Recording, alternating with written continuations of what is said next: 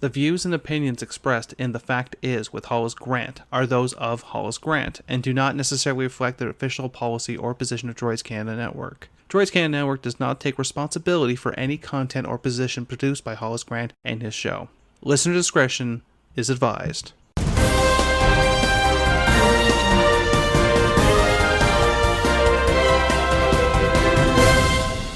Good morning, good afternoon, and good evening. Thank you for tuning in to another edition of The Fact Is. I'm your host, Hollis Grant. And on this week's episode, we are not talking about the Russian war against the Ukraine. We are not talking about the claims from Russia that there are biological research facilities, or commonly known as biolabs, owned and operated by United States companies and funded through the government of America in the Ukraine, that the United States said, no, there are no biolabs. We have no biolabs, but we do have bio-research facilities. No, we're not talking about that today. We are not talking about the maternity ward hospital that was bombed by the Russians, where there were no injuries, where there were no pregnant women. No, there were Ukrainian troops that operated in that maternity hospital. And the bomb that was dropped with precision was dropped in the square, so no injuries were to occur. No, we're not talking about that.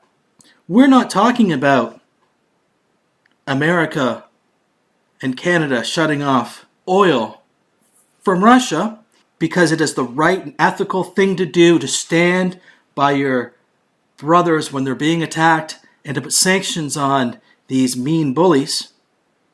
Meanwhile, asking the Saudis to increase their oil supplies. And talking to Venezuela, Saudi Arabia has executed 98 people this year. 98 people that have been beheaded in the Kingdom of Saudi Arabia. We're not talking about the Maduro's regime in Venezuela that caused the largest humanitarian flight in all of South American history. No, we're not talking about that today. We are not talking about Canadian politicians being banned from Russia. We're not talking about one of our favorite members of Parliament, Jagmeet Singh, the MP with known terrorist ties, being banned from not only India, but also being banned from Russia. No, we're not talking about him. We are not talking about Joe Biden crackdown on cryptocurrency, the system that was set up to prevent centralization, to prevent government control, and new legislation being put forth. No, today on the show we are talking about what is being done when large events take place. When something so large happens that you can pass through bills, you can pass through legislation without anyone noticing, because right now, fighting Nazis in Russia, although they are Ukrainian Nazis, there are Nazi groups in the Ukraine. There are groups in Canada that have been photographed with the Deputy Prime Minister, Chrystia Freeland, whose grandfather did work for the Nazis. And there's photographs of her with Nazi sympathizing Ukrainians on the lawns of Parliament Hill. No, we're talking today, my friends, from Bill 67 in the Ontario Legislature.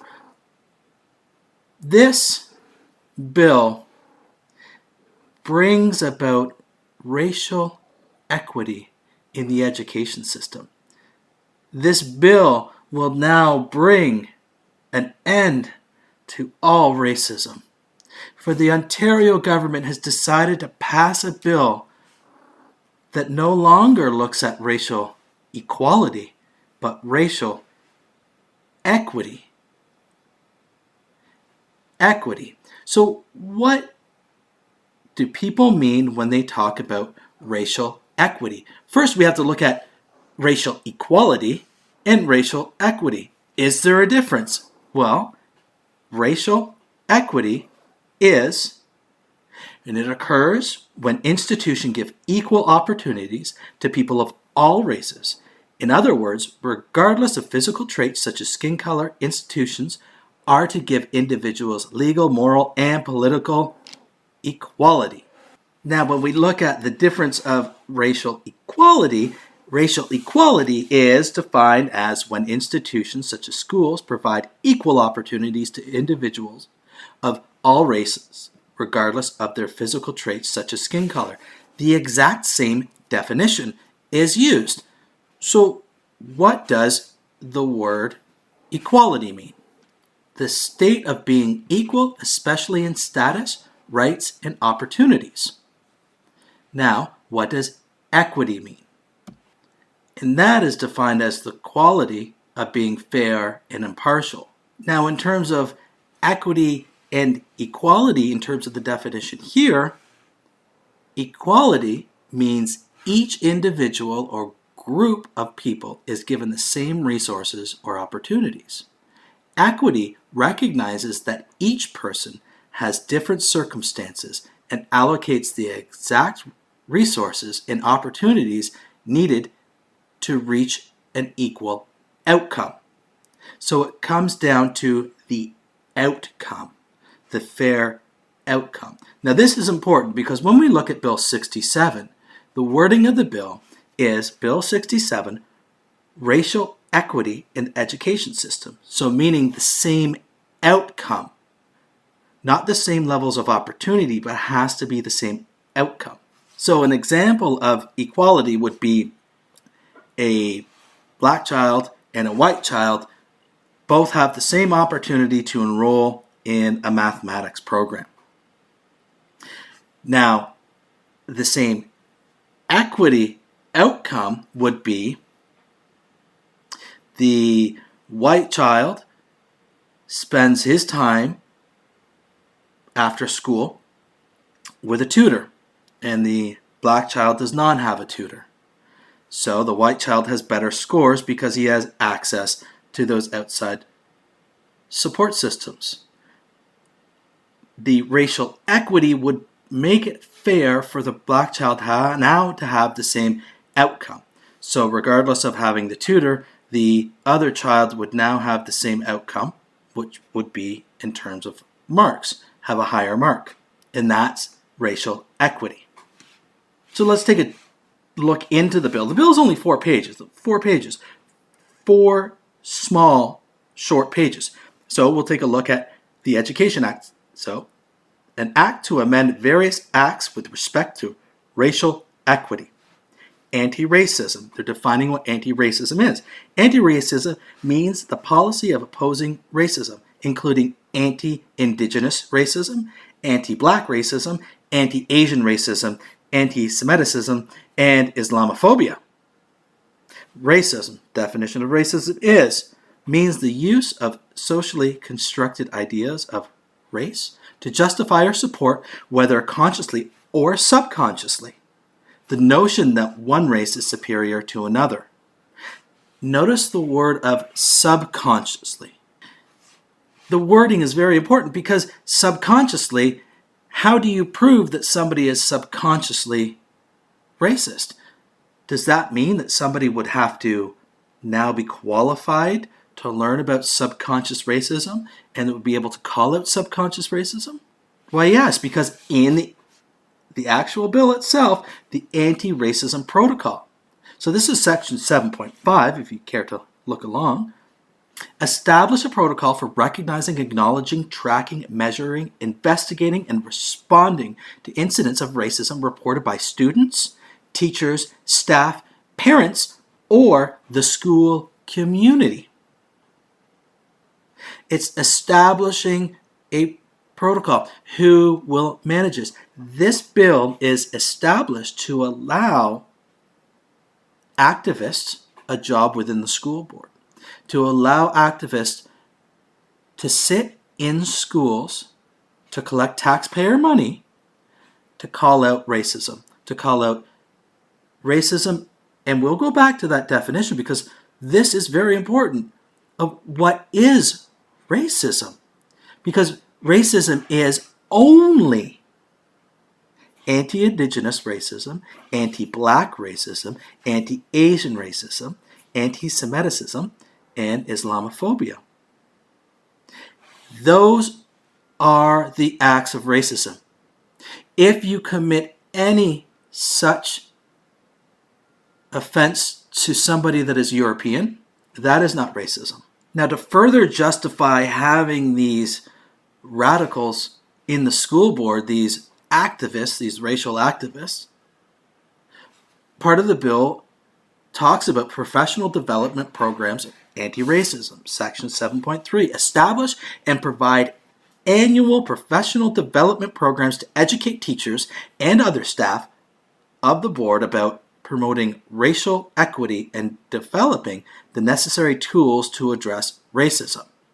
Programs, interventions, and other supports, anti-racist is 7.4, provide programs, interventions, or other supports for students, teachers, and staff who have been targeted by racism, witnessed incidents of racism, or engaged in racist behaviors. And the programs and interventions and other supports may be provided by social workers, psychologists, or other professionals who have training in similar fields as determined by the board, the same school board that is full of activists.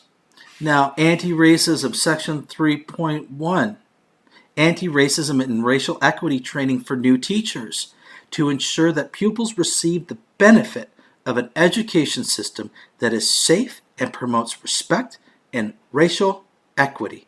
Section 7, to create schools in Ontario that promote racial equity, to promote racial equity and anti-racism to prevent racism. Now, I will ask the question, in the Peel Board of Education, which is located in Ontario, there was an incident a few years ago with a crazy nut job named Kevin J. Johnson that decided that he would pay $1,000 to students that were praying in the mosques section of the schools. Now, public schools have done away with religion in the schools. However, you can set up a church-like group in a school and practice and pray however you see fit in the school, but it's not officially a part of the school. So the issue became, this gentleman, this person, Kevin J. Johnson, who actually was recently arrested, he offered $1,000 for finding prayers that were offensive. And his argument was Islam is a religion of not peace. It is a religion that is all about submission to their idea of a perfect human, and that would be Muhammad. We will get into some episodes on Islam in a later show. So the short of it is Muhammad is the perfect person, and all Muslims must adhere to his teachings and be like Muhammad. Now, if we're going to say that students can worship and pray to Muhammad and be like Muhammad and must be like Muhammad, Muhammad must be this great, wonderful guy. Well, let's just read from their sacred texts. So along with the Quran, which would be equivalent to a Bible, I'll use that as a very loose term. Along with their Quran, they have hadiths, and these are a collection of statements said by Muhammad, narrated by his friends, counterparts along the years that he was tormenting the earth. Now, if you feel like following along, Sunnah.com is a very popular Islamic site where you can read some of these hadiths. Now, this one in particular is Senat al-Bukhari, 7142, narrated Anas bin Malik. Allah's messenger said, now again, Allah's messenger, that's Muhammad, said, you should listen to and obey your ruler, even if he was an Ethiopian slave whose head looks like a raisin. So Muhammad refers to Ethiopians, to people with raisin heads. Now you might be saying, oh, come on, that's only one quote. You can't say that. Riyad as-Salani, 665. The messenger of Allah said, hear and obey, even if an Abyssinian slave whose head is like a raisin is placed in authority over you. Abyssinians happen to be of African descent. So my question now would be, if prayer groups are allowed that teach about black people being raisin heads, is that racism or is that Islamophobia?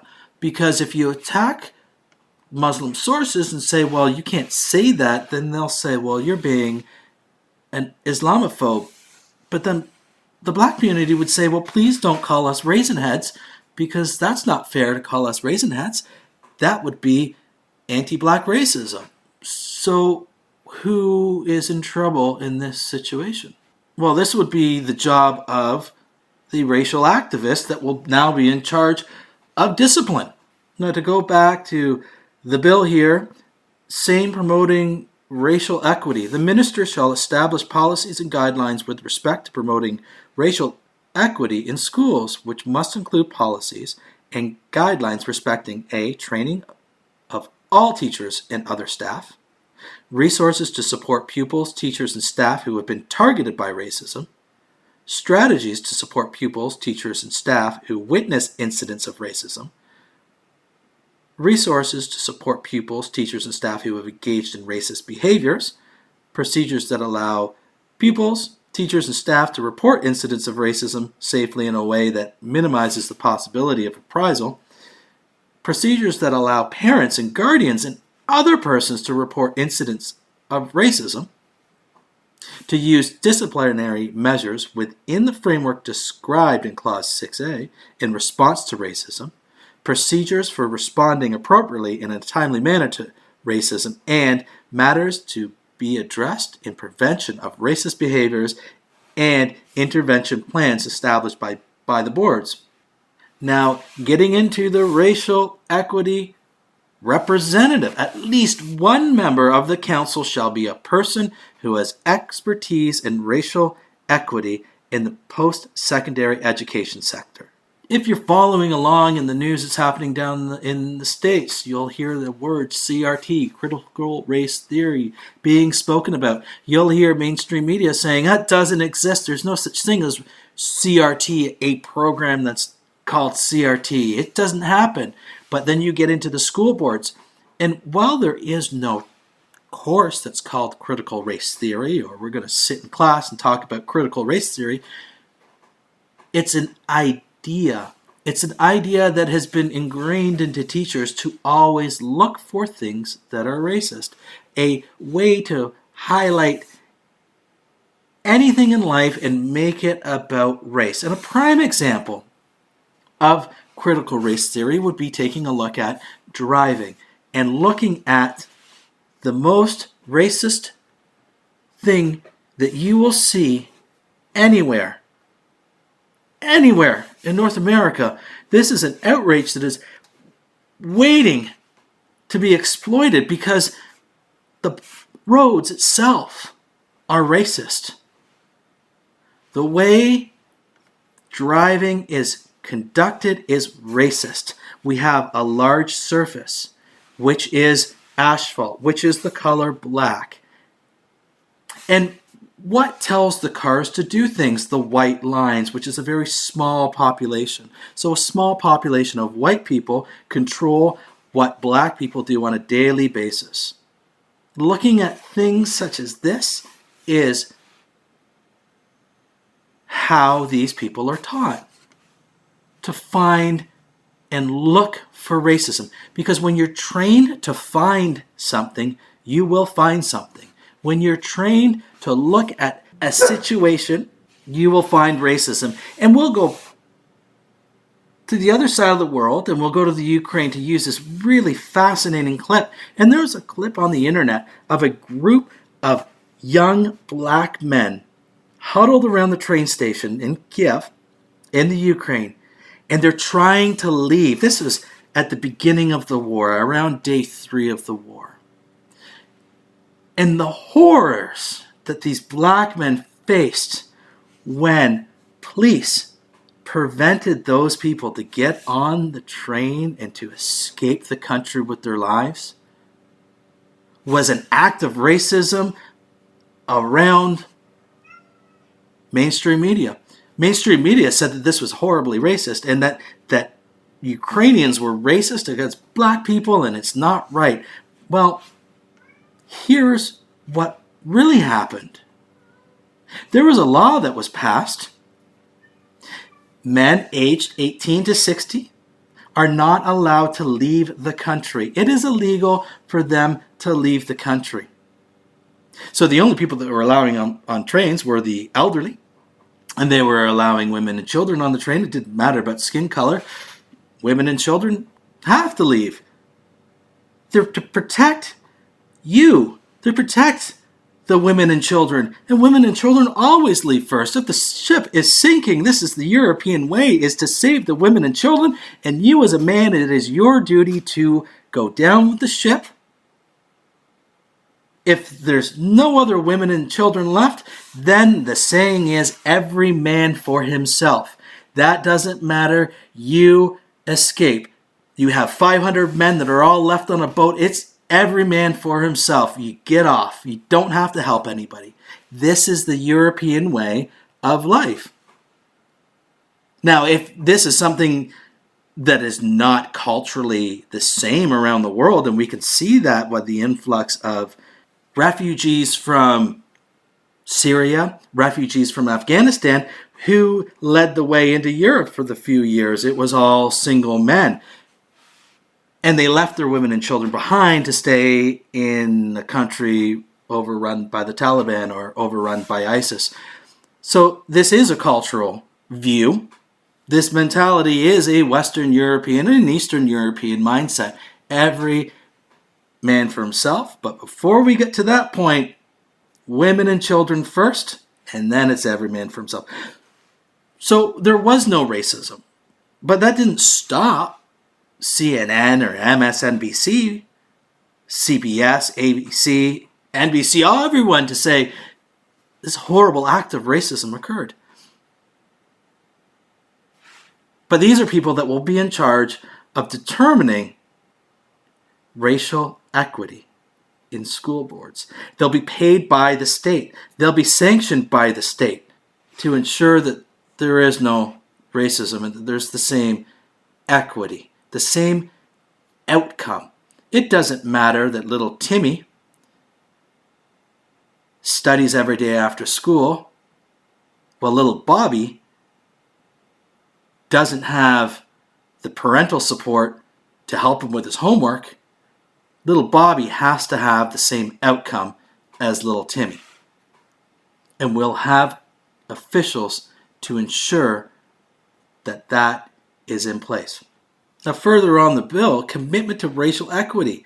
If the minister learns upon conducting an investigation or otherwise that a member of the board does not have a proven commitment to racial equity in their education sector, the minister shall require that member to take anti-racism training within the following 6 months.